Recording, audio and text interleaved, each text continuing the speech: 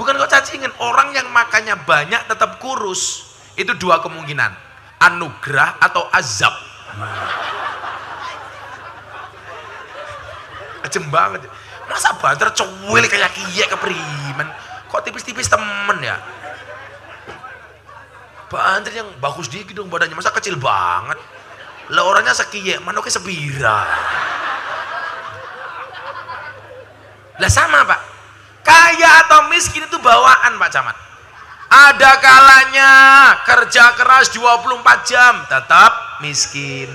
Kerjanya biasa-biasa baik tapi sugih karena bawaan. Dan yang perlu Anda ingat, saya nggak mau Anda berpikiran bahwa kaya atau miskin itu ada sangkut pautnya dengan ibadah. Oh no. Coba Anda lihat.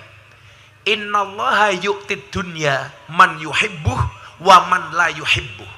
Sesungguhnya Allah itu memberikan dunia baik kepada orang yang dicintai maupun yang tidak dicintai. Tapi ingat, walakin yu'tid din, tetapi Allah memberikan agama ila man yuhibbuh, hanya kepada orang yang dicintai. Jadi kaya atau miskin itu gak ada kaitannya dengan ibadah.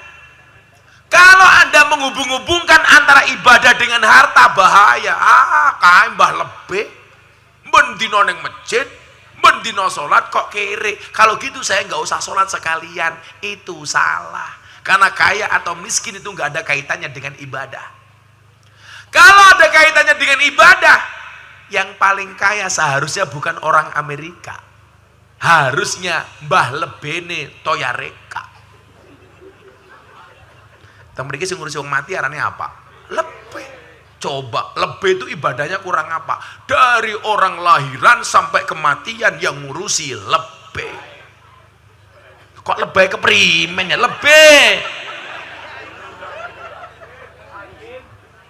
Apa mereka arane?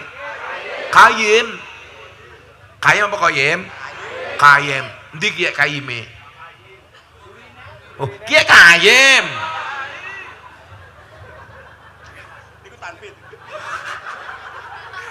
Oh, jangan menghina kayim. Kita itu jadi orang tua kurang ajar. Kalau punya anak menantu polisi, bangganya minta ampun Pak. Siapa menantunya? Polisi. Siapa mantunya? Tentara. Siapa mantunya? Kayim. Loh, polisi kiye penting, tentara penting, kayim gak kalah penting. Tentara mati sih bungkus apa? Kayim. Bukades mati yang bungkus siapa? Kayim. Camat mati sih bungkus siapa? Kayim. Polisi mati yang bungkus siapa? Kayim. Kayim mati bungkus dewek.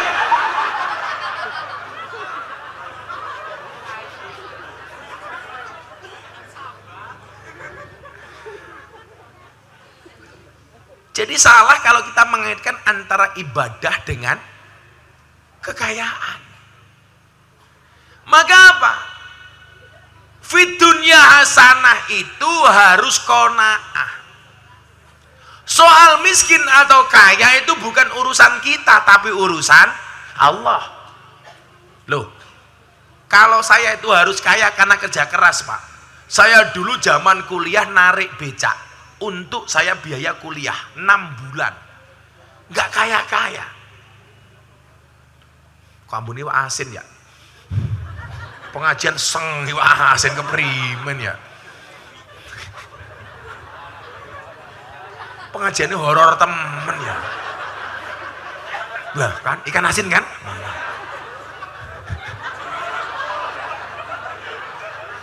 Kan aku jadi terganggu.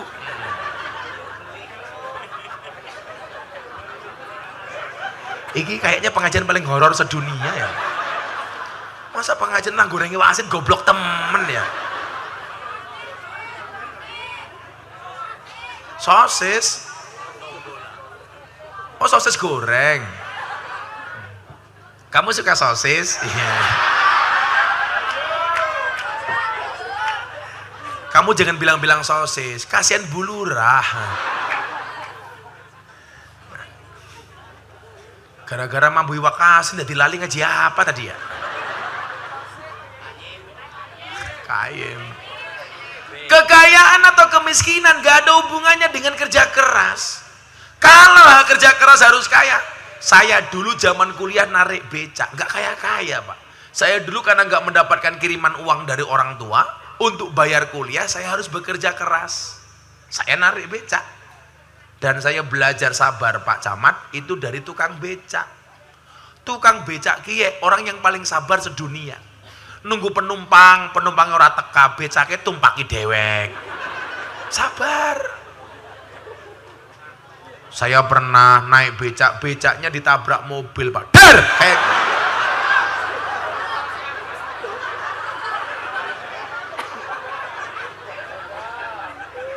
Becak saya remuk, hancur. Saya nggak marah, wong saya sabar. Saya malah nyanyi lagu India. Madane, madane, madane kayak gitu.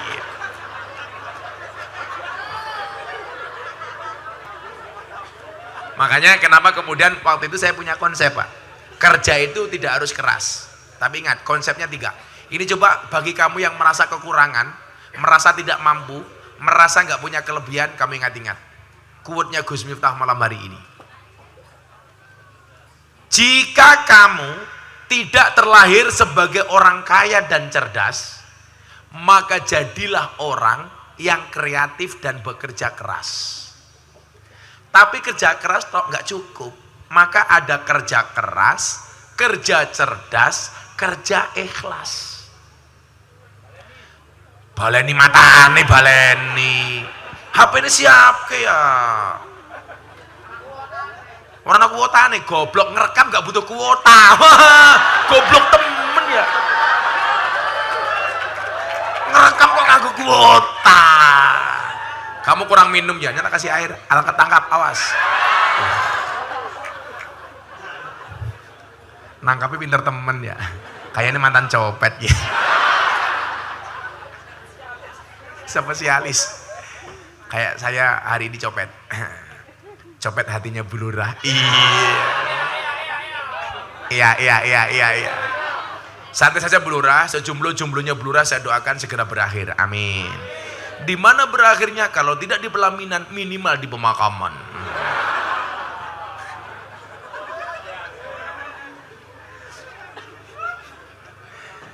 Nah, kerja keras membuat kamu bertahan hidup. Kerja cerdas membuat kamu menikmati hidup. Dan kerja ikhlas membuat kamu mensyukuri hidup. Kalau Pak Camat beda. Bukan kerja keras. Tapi keras baru kerja.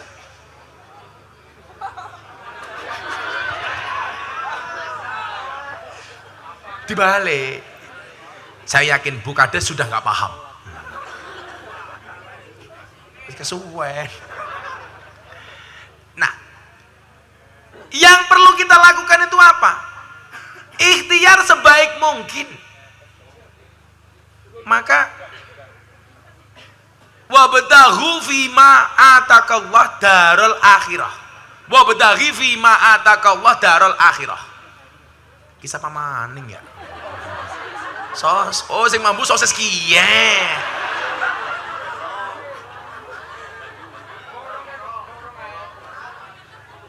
Wabtaghi fima atakallah daral akhirah wala tangsa nasibaka minat dunya. Kejaran akhirat tapi jangan lupakan dunia. Makanya sing pinter bakul niate pengajian tapi karo dodolan. Ngejar akhirat dapat dunia. Nah, soal dunia kewajiban kita itu ikhtiar. Soal hasil urusan Allah. Wajibmu kuwi nyambut gawe. Soal hasil urusane Gusti Allah. Maka fokuslah kepada proses, jangan berorientasi kepada hasil. Contoh, kalau ibu jualan, wajibmu itu jualan. Yang mendatangkan pembeli itu Allah. Yakin saja kalau ada yang jual pasti ada yang beli. Jualan sosis, Ada yang jual, ada yang beli. Nggak laku, ya dimakan sendiri. Repot amat. Itu kan jadi laku. Itu laku bukan karena kamu yang jual, karena terprovokasi dengan pengajianku. Endorse.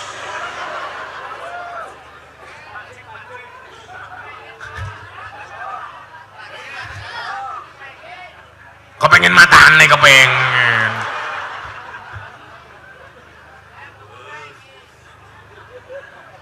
Ini penjual paling kaya ini, coba. Ini bapaknya yang ini penjual paling kaya. Coba. Kopi saja kapal. Tapi itu kopi yang paling bohong. Katanya kapal api. Dibuka kopi ini langka kapale keprimen. Kalau penjual Pak yang paling jujur cuma satu. Sarung gajah duduk. Dibuka sarungnya muncul belalene kayak gini.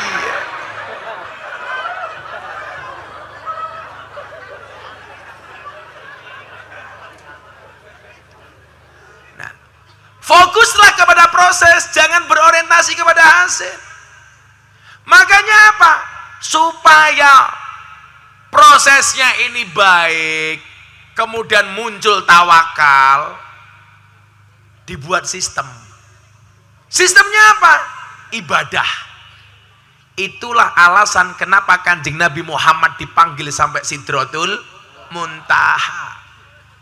Membawa satu sistem ibadah untuk kita. Bagaimana kita berkomunikasi dengan Allah sehingga apa? Muncul rasa qanaah, muncul tawakal. Kenapa? Karena innallaha yuhibbul mutawakkilin. Allah itu mencintai orang-orang yang bertawakal. Kayak kamu senang sama cewek banser, sudah ikhtiarmu lamar saja. Soal ditolak atau diterima urusan nanti. Makanya saya sarankan kalau kamu pengen menikah senang dengan dua cewek, kamu ikhtiar. Ikhtiarnya apa? Sholat istikharah. Tuhan, saya bingung mau pilih yang mana. Ikhtiar istikharah. Tapi ingat, sebelum kamu istikharah, yakinkan dulu dua-duanya mau sama kamu. Yang menjadi persoalan sudah istikharah, gak ada yang mau.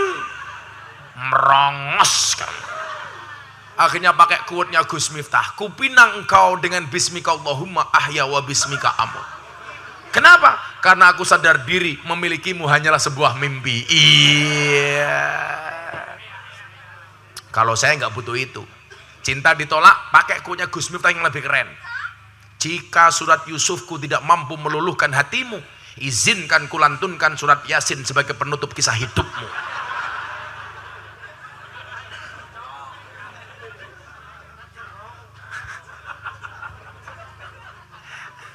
Pak Kasat Inteli mau mendase ya. Ini model apa ya? Cangkemnya anak-anak baik. Lah iya, kiai larang. Murah kan hanya ditoyareka saja. Murah dinyang.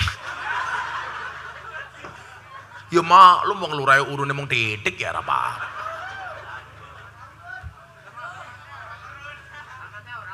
Apa? Camate. Wah, camate kere. Camate nganti pakai ewo, gak berani makan snack. Dimakan Pak Camat, dimakan. Gak usah malu-malu Pak. Kan kalau orang NU kalau bikin pengajian Pak, acaranya dua. Satu acara inti, nomor dua acara untuh. Nah, gitu. Makanya Bukades punya prinsip ngamal yen orang ngemil ngomel. Apalagi perempuan. Perempuan tuh hobinya cuma tiga. Ngemil, ngomel, ngemol. Makanya kalau kamu bisa punya istri banser, cukup 70 cara membahagiakan pasangan. Satu shopping, sisanya 69.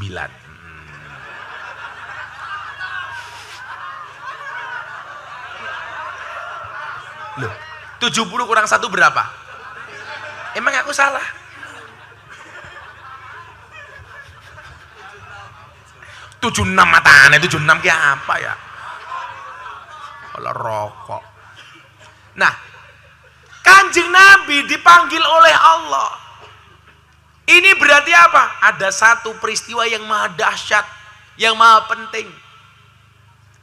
Saking pentingnya peristiwa ini, Allah mengabadikan satu ayat dalam Al-Quran, dimulai dengan kalimat Subhana. Maha suci. Kenapa? Karena begitu dahsyatnya peristiwa ini. Kalau peristiwanya saja dahsyat, berarti perintah yang diberikan itu